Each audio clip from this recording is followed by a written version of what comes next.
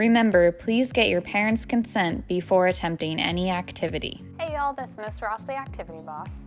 I'm here with BGCSA Live, your virtual Boys and Girls Club, and today we're going to keep learning about how to program in Scratch. Today we're going to learn all about sound blocks, and there are these blocks in Scratch that you can use to play different sounds. So I'm going to teach you how to program musical instruments in Scratch and have them play sounds so they sound just like real instruments. So let's get started. You're going to start by going to Scratch.Mit.Edu and hitting Create. And we're going to get rid of that Scratch cat and click and choose background. I'm going to choose theater. So it looks kind of like a stage since we're programming musical instruments. And then choose a sprite. And I'm going to choose two different instruments. I'm going to use the drum and the saxophone.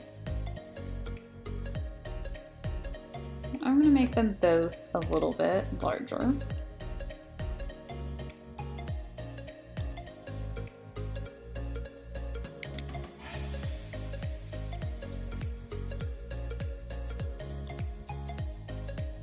So I'm going to show you two different ways that you can program musical instruments in Scratch. The first way is very straightforward and simple, and the second way is a little bit more complicated. So let's start with the drum.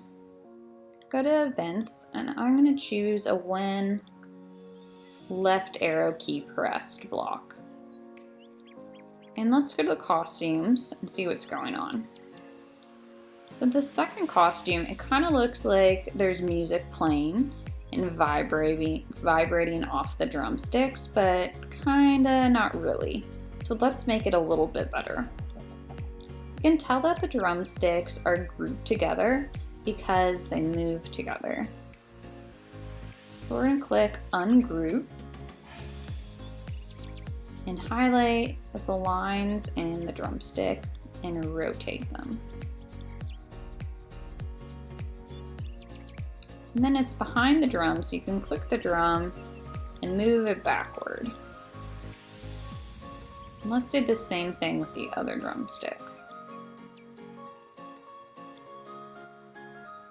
Alright, now it actually looks like there's music being played and the drumsticks are hitting the drum.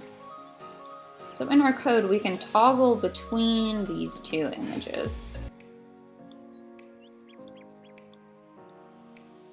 And let's go to sounds. So there's high tom and low tom. I'm going to use the low tom sound. So let's get a sound playing. I'm going to go to the sound blocks and drag out start sound low tom. So now the drum plays music when I hit the left arrow key. But the drumsticks aren't moving, so I think this could be a little better. Let's go to the looks blocks and drag out two next costume blocks. Alright, now let's see what happens.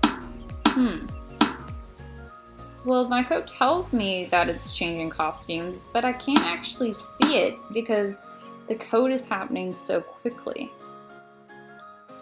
So let's slow it down a little bit so we can actually see what's going on. Alright, so now since we slowed down our code, you can actually see the code toggling between our two different costumes. So it looks like the drum's being played and it sounds like it's being played too. So pretty cool. We programmed our first instrument. Now let's do our saxophone. So the saxophone has two costumes as well, and let's rotate the second costume so it looks a little more like it's playing like the drum. And wow, there are a lot of sounds available. So what can we do to get the saxophone to play all of these sounds instead of like the drum, which right now only plays one sound? It's only playing low tom. So we can do that by creating something called a variable. And a variable is a way to store information. So we're not going to dive too deep into that, but I'm going to show you how we can use it to make our code run a little bit better. So we're going to make a variable and call it sound, and click OK. And now let's get our code set up. So we need an event. I'm going to do when right arrow key pressed. We want it to change between the costumes like it did last time, right?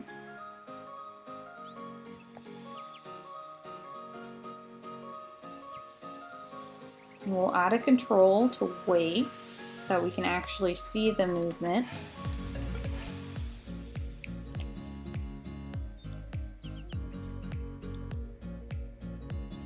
And we'll do start sound. Okay, now let's see what happens. Well, it's pretty cool, but it's just playing the same sound over and over like the other one. So this is where our variable is going to come in. I'm going to drag out and change my variable by 1 block. Click sound, and then drag that little sound oval in there. Now let's see what happens.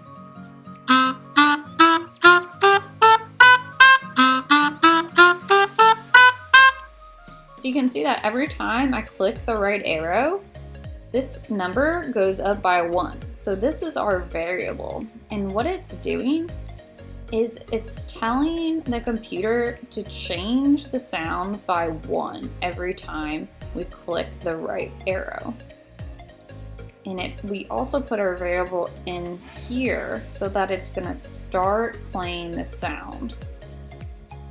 So what it's doing is telling the computer to add 1 to the sound every time you hit the right arrow. So it's going through all of these sounds each time we hit the right arrow. So it's just running through all of them whenever we hit the right arrow. So that was a great way to use a variable because it made our code really efficient. We didn't have to drag in a bunch of different sound blocks and use a ton of blocks to try to make it play a different sound every time we press the right arrow.